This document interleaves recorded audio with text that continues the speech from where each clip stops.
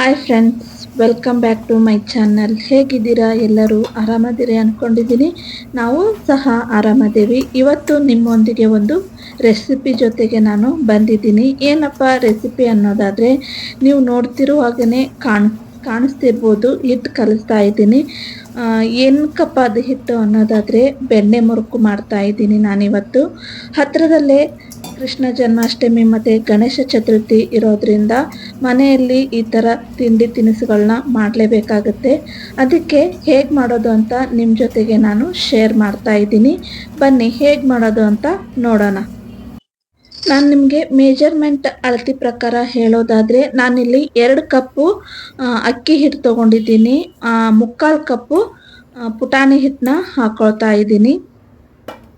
ಪುಟಾಣಿ ಹಿಟ್ಟು ಇಲ್ಲ ಅಂತಂದರೆ ಮನೆಯಲ್ಲೇ ಪುಟಾಣಿ ಇರುತ್ತಲ್ಲ, ಆ ಪುಟಾಣಿನ ಮಿಕ್ಸಿಲಿ ಹಾಕ್ಕೊಂಡು ಪೌಡ್ರ್ ಮಾಡ್ಕೊಂಡ್ಬಿಟ್ರೆ ಪುಟಾಣಿ ಹಿಟ್ಟು ರೆಡಿ ಆಗುತ್ತೆ. ಹಿಟ್ಟಿನ ಜೊತೆಗೆ ರುಚಿಗೆ ತಕ್ಕಷ್ಟು ಉಪ್ಪನ್ನ ಹಾಕ್ಕೊಳ್ತಿದ್ದೀನಿ. ಮತ್ತು ಒಂದು ಅರ್ಧ ಸ್ಪೂನಷ್ಟು ಅಜ್ವಾಯಿನ ಕೈಗೆ ಹಾಕ್ಕೊಂಡು ತಿಕ್ಕಿ ಹಾಕ್ಕೊಳ್ತಾ ಇದ್ದೀನಿ. ಒಂದು 2 ಸ್ಪೂನಷ್ಟು ಬಿಳಿ ಎಳ್ಳನ್ನ ನಾನಿಲ್ಲಿ ಹಾಕ್ಕೊಳ್ತಿದ್ದೀನಿ. ಒಂದು ಅರ್ಧ ಸ್ಪೂನಷ್ಟು ಜೀರಿಗೆನ ಹಾಕ್ಕೊಳ್ತಿದ್ದೀನಿ. 1 ಚಿಟಿಕೆಯಷ್ಟು ಸೋಡಾನ ನಾನಿಲ್ಲಿ ಹಾಕ್ಕೊಳ್ತಾ ಇದ್ದೀನಿ. ಬೆಣ್ಣೆ ಮುರುಕು ಅಂದಮೇಲೆ ಬೆಣ್ಣೆ ಹಾಕ್ಕೊಳ್ಳೇಬೇಕಲ್ಲ. ಧಾರಾಳವಾಗಿ ನಿಮಗೆ ಹಿಟ್ಟಿಗೆ ಎಷ್ಟು ಬೇಕಾಗುತ್ತೋ ಅಷ್ಟು ಬೆಣ್ಣೆನ ಹಾಕ್ಕೋಬೋದು. ನಾನು ತೊಗೊಂಡಿರೋ ಮೇಜರ್ಮೆಂಟ್ ಪ್ರಕಾರ ನಾನಿಲ್ಲಿ ಇಷ್ಟು ಬೆಣ್ಣೆನ ಹಾಕ್ಕೊಂಡಿದ್ದೀನಿ. ನೀವು ಎಷ್ಟು ಹಿಟ್ಟು ತೊಗೊಂಡಿರ್ತೀರೋ ಅದಕ್ಕೆ ತಕ್ಕಷ್ಟು ನೀವು ಬೆಣ್ಣೆನ ಹಾಕ್ಕೋಬೇಕು. ಹಿಟ್ಟಿನ ಜೊತೆಗೆ ಬೆಣ್ಣೆ ಹೊಂದಿಕೊಳ್ಳೋ ಹಾಗೆ ಚೆನ್ನಾಗಿ ಇದನ್ನು ಮಿಕ್ಸ್ ಮಾಡ್ಕೋಬೇಕು. ಮಿಕ್ಸ್ ಮಾಡಿಕೊಂಡು ನೋಡಿಕೊಂಡು ಮತ್ತು ಬೆಣ್ಣೆ ಇನ್ನೂ ಒಂದು ಸ್ವಲ್ಪ ಬೇಕು ಅನಿಸಿದರೆ ನೀವು ಹಾಕ್ಕೋಬೋದು.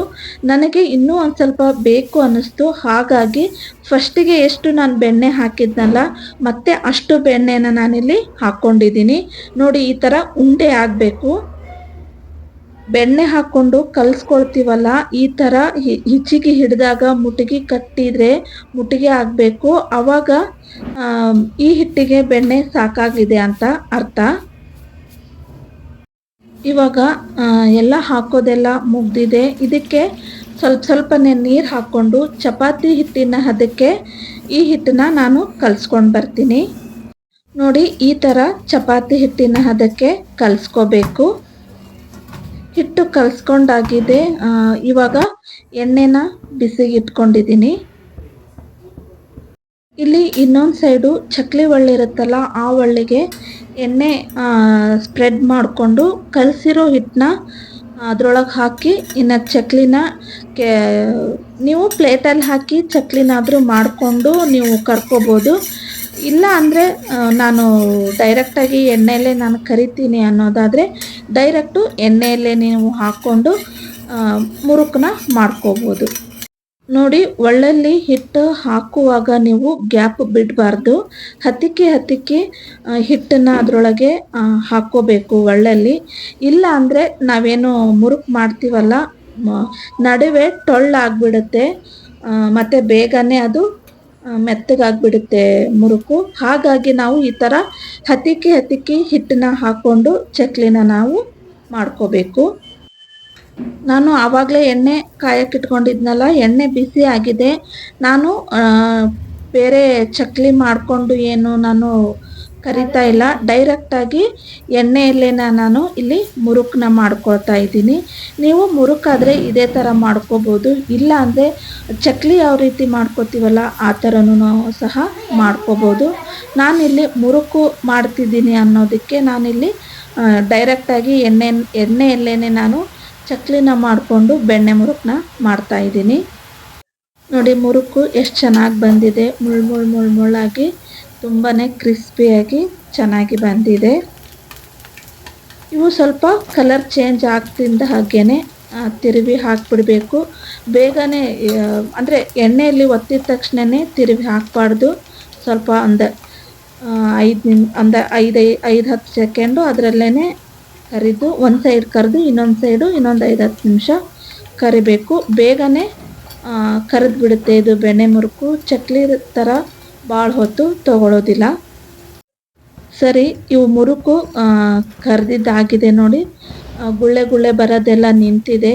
ಈ ಗುಳ್ಳೆ ಗುಳ್ಳೆ ಬರೋದು ಕಡಿಮೆ ಆಯಿತು ಅಂದರೆ ಇವು ರೆಡಿ ಆಗಿದೆ ಅಂತಲೇ ಅರ್ಥ. ಯಾವುದೇ ನೀವು ಪದಾರ್ಥ ಕರಿಯುವಾಗಾದ್ರೂ ಕೂಡ ಅಷ್ಟೇ, ಈ ಥರ ಎಣ್ಣೆ ಸ್ವಲ್ಪ ಗುಳ್ಳೆ ಗುಳ್ಳೆ ಬರೋದು ಕಡಿಮೆ ಆಗಬೇಕು.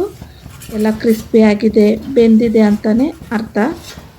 ಇದೇ ಥರನೇ ನಾನು ಅಷ್ಟು ಚಕ್ಲಿನೂ ಸಹ ಮಾಡಿಕೊಂಡು ಬರ್ತೀನಿ. ನೋಡಿ, ಅದೇ ಥರ ಅಷ್ಟು ಚಕ್ಲಿನೂ ನಾನು ಮಾಡ್ಕೊಂಡು ಬಂದಿದ್ದೀನಿ. ನೀವು ನೋಡ್ತಿರ್ಬೋದು ಎಷ್ಟು ಕ್ರಿಸ್ಪಿಯಾಗಿ ಬಂದಿದೆ ಚಕ್ಲಿ ಅಂತೇಳಿ. ಹಾಗೆಯೇ ಅಷ್ಟು ಬೆಣ್ಣೆ ಹಾಕಿ ಎಣ್ಣೆಯಲ್ಲೇ ಫ್ರೈ ಮಾಡಿದ್ರೂ ಸಹ ಕೈಗೆ ಒಂದು ಸ್ವಲ್ಪನೂ ಸಹ ಆಯಿಲ್ ಅನ್ನೋದು ಕೈಗೆ ಅಂಟ್ತಾ ಇಲ್ಲ. ಅಷ್ಟು ಚೆನ್ನಾಗಿ ಬೆಣ್ಣೆ ಮುರುಕು ಬಂದಿದೆ. ನಾನು ಮಾಡಿರೋ ಈ ಬೆಣ್ಣೆ ಮುರುಕು ರೆಸಿಪಿ ನಿಮ್ಮೆಲ್ಲರಿಗೂ ಇಷ್ಟ ಆಗಿದೆ ಅಂತ ಅಂದ್ಕೊಳ್ತೀನಿ. ಇಷ್ಟ ಆದರೆ ದಯವಿಟ್ಟು ಲೈಕ್ ಮಾಡಿ, ಶೇರ್ ಮಾಡಿ, ಹೇಗಿತ್ತು ಅಂತ ಕಮೆಂಟ್ ಮೂಲಕ ತಿಳಿಸಿ. ಹಾಗೆ ಸಬ್ಸ್ಕ್ರೈಬ್ ಆಗೋದನ್ನು ಮಾತ್ರ ಮರಿಬೇಡಿ. ಪಕ್ಕದಲ್ಲಿರೋ ಬೆಲ್ ಐಕನ್ನು ಒತ್ತಿ. ನಾನು ಯಾವುದೇ ವಿಡಿಯೋ ಅಪ್ಲೋಡ್ ಮಾಡಿದರೂ ಸಹ ನಿಮಗೆ ಮೊದಲು ನೋಟಿಫಿಕೇಷನ್ ಬರುತ್ತೆ. ಹಾಗಾಗಿ ಬೆಲ್ ಐಕನ್ನ ಪ್ರೆಸ್ ಮಾಡೋದನ್ನು ಮಾತ್ರ ಮರಿಬೇಡಿ. ಮತ್ತೆ ಇನ್ನೊಂದು ವಿಡಿಯೋ ಒಂದಿಗೆ ಸಿಗೋಣ. ಅಲ್ಲಿವರೆಗೂ ಸರ್ವೋ ಜನ ಸುಖಿನೋ ಭವಂತು.